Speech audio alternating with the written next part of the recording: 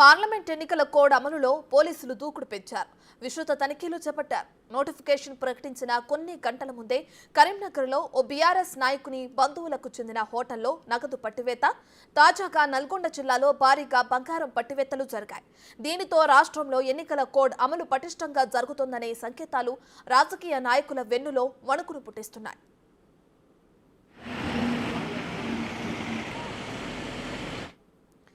నల్గొండ జిల్లా మిర్యాలగూడలో భారీగా బంగారం పట్టుబడ్డ వివరాల్లోకి వెళితే ఈదులగూడ చౌరస్తా వద్ద పోలీసులు వాహనాల తనిఖీలు చేస్తుండగా మిర్యాలగూడ టౌన్ నుంచి కోదాడ వైపు వెళ్తున్న బొలెరో వాహనంలో 5,73,00,000 విలువ చేసే 13 కిలోల బంగారం ఉన్నట్లు గుర్తించారు.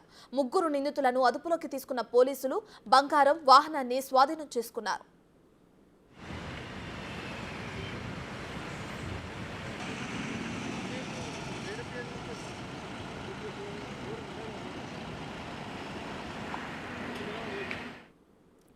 కేసు వివరాలను జిల్లా ఎస్పీ చందనా దీప్తి తెలిపారు. పార్లమెంట్ ఎన్నికల కోడ్ అమలులో భాగంగా ఎలక్షన్ కమిషన్ మార్గదర్శకాల ప్రకారం ఓటర్లు ప్రలోభాలకు గురికాకుండా అక్రమ రవాణాకు చెక్ పెట్టడానికి జిల్లా పోలీస్ యంత్రాంగం పటిష్ట నిఘా పెట్టిందని తెలిపారు. దీనిపై ముమ్మర తనిఖీలు చేపడుతున్నామని చెప్పారు. అయితే నల్గొండలో పట్టుబడ్డ 13 కిలోల బంగారం ఎవరిది అనే ప్రశ్న ఇప్పుడు చర్చానీయాంశంగా మారింది. ఈ కోణంలో ఇప్పటికే పోలీసుల అదుపులో ఉన్న ముగ్గురు నిందితులను దర్యాప్తు చేస్తున్నారు.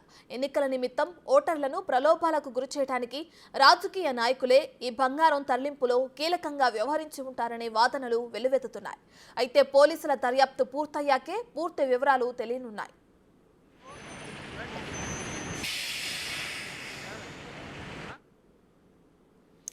ఇదే అంశానికి సంబంధించి మరింత సమాచారాన్ని మా ప్రతినిధి పుల్లారావు అందిస్తారు. సో పుల్లారావు, అటు ఎన్నికల నోటిఫికేషన్ వచ్చింది, అయితే దీనికి సంబంధించి ఇప్పటికే పోలీసులు భారీ ఎత్తున అన్ని చెక్ పోస్టుల్లో తనిఖీలు అనేది నిర్వహిస్తున్నారు. అయితే ఇప్పుడు రీసెంట్గా చూసుకుంటే నగదు పట్టివేత జరిగింది. అలాగే భారీగా బంగారం కూడా నల్గొండ జిల్లాలో పట్టుకున్నట్లు కూడా తెలుస్తుంది. అయితే ఈ బంగారం ఎవరిది ఏంటి అంటే డీటెయిల్స్ ఏమైనా తెలిసినాయా? కేసుకు సంబంధించిన అప్డేట్స్ ఏంటి పుల్లారావు? పార్లమెంట్ ఎన్నికల కోడ్ అమల్లో వచ్చిన నేపథ్యంలో పోలీసులు మాత్రం విస్తృతమైనటువంటి తనిఖీలు నిర్వహిస్తున్నారు. వివిధ ప్రాంతాల్లో చెక్ పోస్టులను ఏర్పాటు చేసేసి ఆ యొక్క తనిఖీలు ప్రతి వస్తున్నటువంటి వాహనాన్ని కూడా క్షుణ్ణంగా తనిఖీ చేసిన తర్వాత వదిలిపెట్టిన సందర్భం అయితే ఉండడం జరిగింది. ముఖ్యంగా నల్గొండ జిల్లాకు సంబంధించేసి వాడపల్లి, అదేవిధంగా నాగార్జున సాగర్, టెయిల్ ప్యాండ్ వద్ద బార్డర్ చెక్ పోస్టుగా ఉండడం జరిగింది. ఈ యొక్క బార్డర్ చెక్ పోస్టును ఏర్పాటు చేశారు. అదేవిధంగా జిల్లా వ్యాప్తంగా ముఖ్యకూడంలో కూడా ఈ యొక్క పోలీసులకు సంబంధించి బందోబస్తు ఏర్పాటు చేసి వస్తున్నటువంటి వాహనాలు మొత్తం కూడా తనిఖీ చేస్తున్న సందర్భం నెలకొని చెప్పవచ్చు.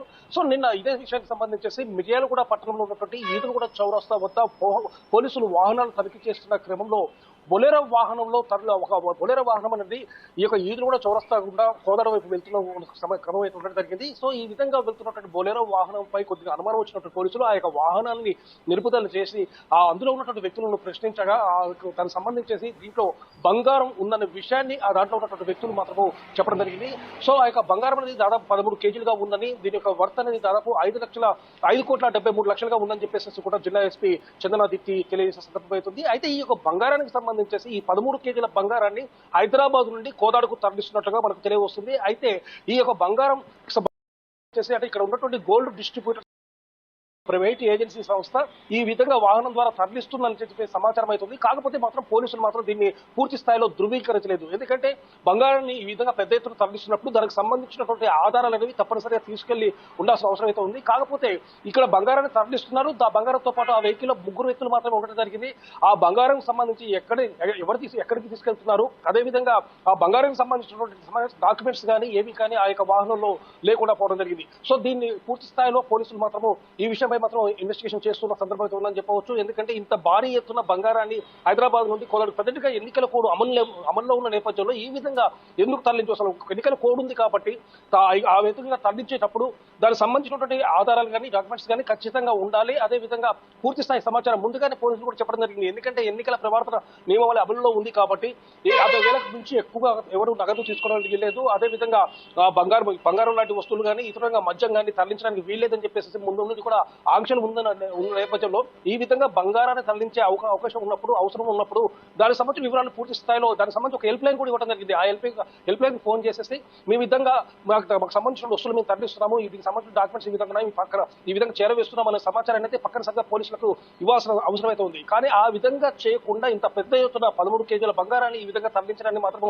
చాలా రకమైనటువంటి అనుమానాలు మాత్రం వ్యక్తమవుతున్నాయని చెప్పవచ్చు. సో ఈ 13 కేజీల బంగారాన్ని ఎవరు ఎక్కడికి తరలిస్తున్నారు, దీని వెనుక ఎవరున్నారు అనే విషయాల్లో మాత్రం పోలీసులు మాత్రం దర్యాప్తును వేగవంతం చేయడం జరిగింది. ఆ యొక్క వాహనంలో ఉన్నటువంటి 3 వ్యక్తులను అదుపులోకి తీసుకున్న తర్వాత వారిని ప్రశ్నిస్తున్నారు. వారి ద్వారా పూర్తి స్థాయి సమాచారం రాబట్టే ప్రయత్నం అయితే పోలీసులు చేస్తున్న సందర్భం అయితే ఉంది. సో పూర్తి సమాచారం వచ్చిన తర్వాత అసలు ఈ బంగారం ఎక్కడికి తీసుకెళ్తున్నారనే విషయాన్ని కూడా మేము వెల్లడిస్తామని చెప్పేసి కూడా జిల్లా ఎస్పీ చంద్రదీప్తి చెప్పే సందర్భం అయితే ఉంది. సో ఈ విషయంలోనే పోలీసులు మాత్రం దర్యాప్తు ముమ్మరం చేశారు. ముఖ్యంగా ఈ విధంగా ఎన్నికలు కూడా అమలు నేపథ్యంలో ఎవరు కూడా ఈ విధంగా 50,000 నుంచి డబ్బులు తీసుకెళ్లడం కానీ అదేవిధంగా ఇతరత్ర వస్తువులు తీసుకెళ్లడం కానీ చేయకూడదని చెప్పేసి కూడా పోలీసులు మాత్రం తీవ్రంగా చెప్తున్న సమాధానం అవుతుంది. సో ఈ విధంగా తీసుకెళ్లినట్లు మాత్రం తప్పనిసరిగా మేము వాటిని స్వాధీనం చేసుకుంటాము, అదేవిధంగా వాటిపై చర్యలు తీసుకుంటాము అని కూడా పోలీసులు వెల్లడిస్తున్నారు.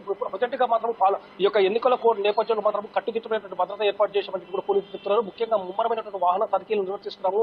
అంతర్రాష్ట్ర చెక్ పోస్టుల వద్ద కూడా భద్రతా సిబ్బంది పెంచడం జరిగింది. వీటితో పాటు కేంద్ర బలగాలను కూడా ఇందులో వినియోగిస్తున్నామని చెప్పేసి కూడా పోలీసులు చెప్తున్నారు. సో ముఖ్య కూడలు ఏవైతే ప్రదేశాలు ఉన్నాయో ఆ ప్రదేశాలు తప్పనిసరిగా పోలీసు బందోబస్తు ఉంటుంది. అదేవిధంగా తనిఖీలు చేస్తాము. వాహనాలకు సంబంధించి ఎవరు కూడా నిబంధనలు ఉల్లంఘించి మాత్రం ఎవరు పెట్టడానికి వీల్లేదని చెప్పి కూడా చంద్రదీప్ చెప్తున్నారు. ప్రజెంట్ గా ఈ యొక్క పట్టుబడ్డ బంగారానికి సంబంధించి మాత్రం ఈ 3 వ్యక్తులు విచారించిన తర్వాత ఆ యొక్క వ్యక్తులు ఎవరు, ఆ బంగారం తరలించింది ఎవరు అనే విషయాలు మాత్రం మేము తెలుసుకున్న తర్వాత పూర్తి వివరాలు వెల్లడిస్తామని చెప్పేసి కూడా ఇక్కడ పోలీసులు చెప్తున్న పరిస్థితి ఉంది. రైట్ పుల్లారావు, అయితే అటు ఎలక్షన్ కమిషన్ నిన్న కొన్ని మార్గదర్శకాలు అయితే చేయడం కూడా మనం చూస్తూనే ఉన్నాం. 50,000 కన్నా ఎక్కువ నగదును కూడా తీసుకువెళ్ళొద్దు, ఎటువంటి పేపర్స్ లేకుండా అని అంత క్లియర్గా చెప్పిన తర్వాత కూడా ఇంత భారీ ఎత్తున బంగారం కానీ నగదు కానీ పట్టుబడడం మనం చూస్తూనే ఉన్నాం. అయితే ఎన్నికల కోడ్ వచ్చిన తర్వాత కూడా ఈ విధంగా తరలిస్తున్నారంటే ఖచ్చితంగా అది ఎలక్షన్ వచ్చింది కాబట్టి ప్రజల్ని ప్రలోభాలు చేసేదానికి అందులో ఒక ఇదనే అనుకోవచ్చు అంటారా? సో ఇదంతా పక్కన పెడితే ఇప్పుడు తనిఖీలు ఏ విధంగా జరుగుతున్నాయి అటు చెక్ పోస్టుల్లో? అంటే పోలీసుల భారీ బందోబస్తు ఉందనంటారా? ప్రతి దాన్ని వాహనాన్ని చెక్ చేసి పంపిస్తున్నారు. అక్కడ ఉన్న తనిఖీలు ఏ విధంగా కొనసాగుతున్నాయంటారు? ప్రస్తుతం యాక్చువల్గా ఎన్నికల నిబంధనలు అనుసరించేసి తప్పనిసరిగా ఎన్నికల కోడ్ను ఖచ్చితంగా అమలు పరుస్తున్న నేపథ్యంలో ఈ యొక్క నిబంధనల ప్రకారం 50,000 రూపాయలకు మించి కానీ నగదు తీసుకోవడానికి వీల్లేదు. అదేవిధంగా ఇతరత్ర కాస్ట్లీ వస్తువులు బంగారం కానీ తదితర వస్తువులు కానీ తరలించడానికి వీల్లేదని చెప్పి నిబంధనలు అయితే ఉండడం జరిగింది. సో ఈ రోజు నిన్న జరిగినటువంటి ఈ యొక్క విషయాన్ని బట్టి ఈ విధంగా బంగారాన్ని పట్టుబడడం మాత్రము ఖచ్చితంగా ఇది ప్రలోభాల పర్వానికి కావాలని చెప్పి చేస్తున్నారనే విషయాలు కూడా పెద్ద ఎత్తున కూడా వినిపిస్తున్న సందర్భం అయితే ఉంది. ఈ విధంగా తరలించే క్రమంలో అంటే గత అసెంబ్లీ ఎన్నికల సమయంలో కూడా ఈ విధమైనటువంటి ప్రలోభాల పర్వం కొనసాగిందని చెప్పేసి కూడా పెద్ద ఎత్తున వార్తలు జరిగింది. విచ్చలవిడిగా మద్యము, డబ్బు, అదేవిధంగా వస్తువులు పంపిణీ చేశారని చెప్పేసి కూడా పెద్ద ఎత్తున ఆరోపణలు వచ్చిన నేపథ్యంలో ఈసారి పార్లమెంట్ ఎన్నికలకు సంబంధించేసి పటిష్టమైనటువంటి నిఘా ఏర్పాటు చేయాలని చెప్పి పోలీసు వ్యవస్థ భావించడం జరిగింది. అదేవిధంగా వివిధ చెక్ పోస్టులను ఏర్పాటు చేసింది. ముఖ్యంగా ఉమ్మడి నల్గొండ జిల్లా వ్యాప్తంగా ఉన్నటువంటి అంతర్రాష్ట్ర చెక్ పోస్టులుగా అంటే ఆంధ్ర ప్రాంతం నుంచి అంతర్రాష్ట్ర చెక్ పోస్టుల వద్ద మాత్రం కట్టుదిట్టమైనటువంటి నిఘా కూడా ఏర్పాటు చేసిన సందర్భం ఉంది. సూర్యాపేట జిల్లాకు సంబంధించేసి రామాపురం ఎక్స్లోటు, అదేవిధంగా పుల్చితల ప్రాజెక్టు వద్ద మట్టపల్లి వద్ద కూడా చెక్ పోస్టులు ఏర్పాటు చేశారు. నల్గొండ జిల్లాకు సంబంధించేసి వాడపల్లి, నాగార్జున సాగర్, అదేవిధంగా టేల్పేట వద్ద కూడా చెక్ పోస్టులు ఏర్పాటు చేసి ముమ్మరమైనటువంటి తనిఖీలు మాత్రం పోలీసులు చేస్తుండడం జరిగింది. పోలీసులతో పాటు ఇక్కడ కేంద్ర బలగాలను కూడా ఉపయోగిస్తున్న సందర్భం అయితే ఉందని చెప్పవచ్చు. సో పార్లమెంట్ ఎన్నికలు సజావుగా సాగే విధంగా కూడా పోలీసు యంత్రాంగం మాత్రం పటిష్టమైన చర్యలు తీసుకుంటుందని చెప్తున్నారు. అదేవిధంగా వివిధ పట్టణాలకు సంబంధించి ముఖ్య కూడలలో కూడా ఈ విధమైనటువంటి పోలీసు బందోబస్తును ఏర్పాటు చేస్తున్నాము.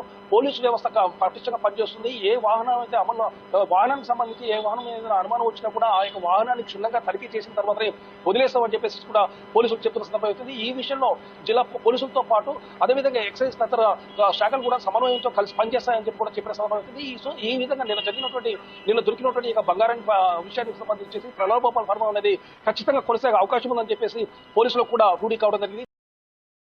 నిఘాను పెంచుతాము, భద్రతను పెంచుతాము, అదేవిధంగా పోలీసు బలగాలను పెంచుతాము, ముఖ్య కూడల్లో మాత్రము పటిష్టమైనటువంటి తనిఖీలు నిర్వహిస్తామని చెప్పేసి కూడా పోలీసులు చెప్తున్నారు. సో ఈ విధంగా చేయడం వల్ల పార్లమెంట్ ఎన్నికలు సజావుగా సాగే విధంగా మేము చర్యలు తీసుకుంటున్నామని చెప్పేసి కూడా పోలీసులు చెప్తున్న పరిస్థితి ఉంది. Right, thank you Pullarao, thank you for the updates.